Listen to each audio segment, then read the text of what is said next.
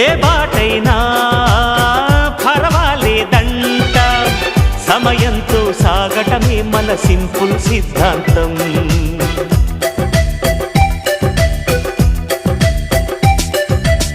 చిరుగాలికి పరిమళమిచ్చే సిరిమల్లెల వనమై ఉందాం, గగనాన్ని నేలను కలిపే హరివిల్లుల వంతెన అవుదాం.